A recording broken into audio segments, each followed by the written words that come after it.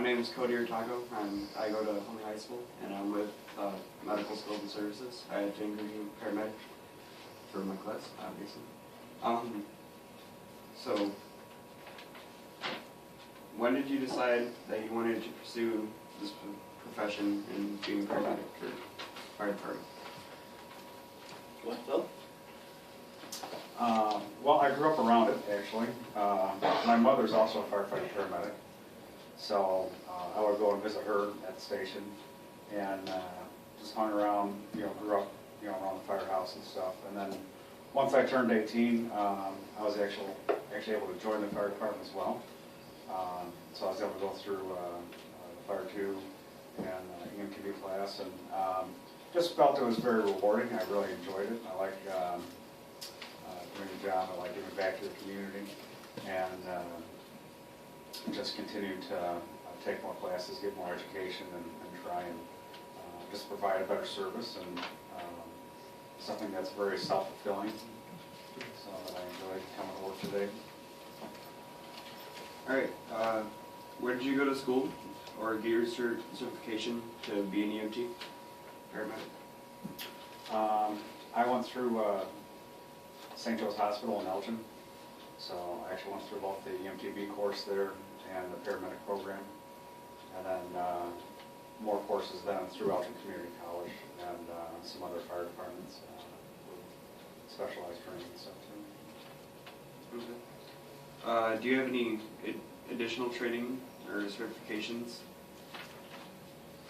Yeah, over the years I've taken quite a few different classes, so including fire apparatus engineer, fire service vehicle operator, advanced technician firefighter, fire officer 1, the hazardous materials operations. The requirements just for our job have changed and evolved over the years. Originally started in 1997, and then just got actually hired here in September of this year. So in preparation for that, I had taken some coursework to meet those minimum requirements for the position. All right. What's the worst thing about your job?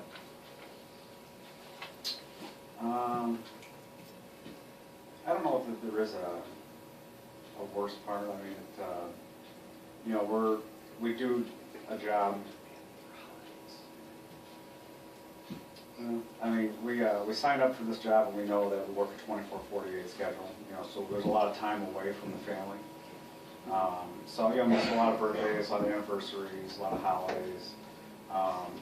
So I don't get to spend that, with my family, but I get to spend it with my work family. So these guys we're with, every third day. So we learn a lot about each other when you're with each other for 24 hours at a time. So this is our second family. So and then my family has made the adjustments to if they know I'm on shift, a day before or after the holiday or something, we'll try and get together to make that up. So yeah, I mean that's time away from family is probably the worst part of the job. All right, now that we got that question, what is the best thing about your job? It really is self-fulfilling, and it really is. I enjoy doing the job, like everyone else here. I mean, this is we enjoy helping people, giving back to the community, and making a positive influence on someone else's life. I mean, when we can take someone who's not feeling well, provide care to them, make them feel better. We can put a fire out for them, we're having an actual impact on these people's lives, and it's very rewarding to do that, and to be trusted to provide that for someone else is great. All right. What do you do? What's a typical day for you? Typical day.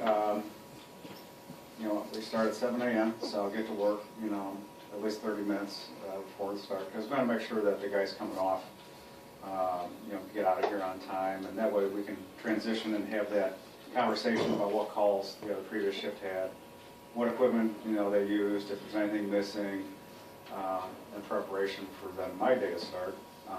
Kind of know you know, has to be done or what's missing or everything has to be taken care of right away. But, you know, get my protective equipment on, the apparatus that I'm on aside for the day, and check the rig out, and, you know, go through all the compartments, you know, make sure that, you know, my gear's ready, my vehicle's ready. And then, once that's done, then, you know, start, you know, I clean the station every day, so, you know, clean the station, you know, once that's clean, you know, sit down with, the company officer and, you know, figure out what the plan is for the day, so, you know, it might involve, doing inspections, doing training, you know, there might be some, specific assignment for us, for that day, so, every day is different, you know, there's not, a cookie cutter day, so obviously with handling emergency calls, those happen randomly, so a lot of times we may not get to everything that was on our list for the day, but you know, we just push it off to the next day and try and rearrange what we can. If there's something that has to be completed the day of, then you know, we'll make every attempt to complete that task, but in some cases we just have to adjust our schedule for the next day to complete everything we have to. So, you know, we handle calls at every, you know, 24 hours. I mean, we could be out running calls, you know, all shifts. All right, well, do you have any experiences that raised the point, that's why I wanted to do this job?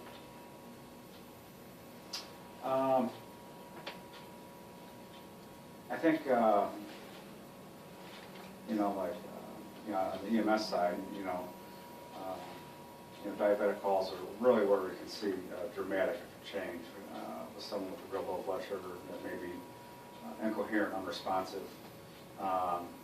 You know, you start a line, you push your dextrose, get their blood sugar where they, and then to see that effect of how they were before and then after your care, it's a pretty dramatic effect, and that really kind of is self-fulfilling, like, yeah, this is, you know, I really enjoy doing this, really enjoy helping people.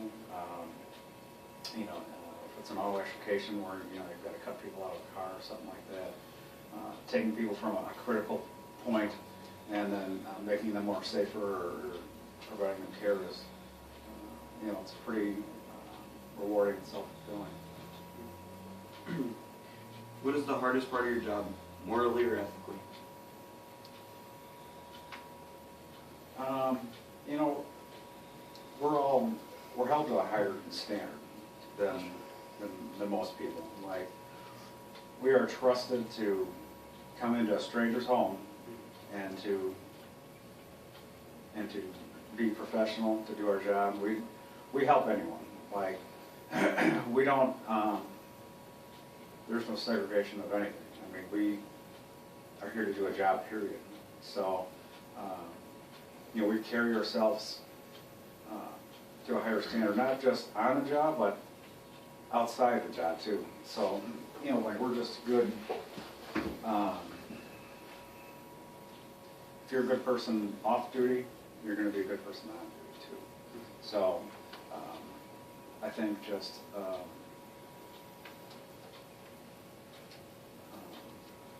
do to others as you want done to yourself, kind of thing. So,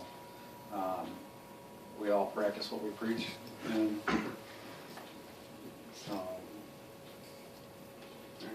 hopefully that answers your question. No.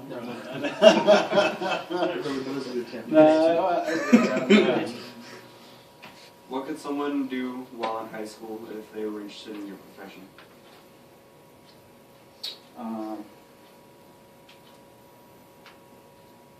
Well, I know for me personally, my high school actually offered a what they call health occupations program. So, and actually I was able to get my CNA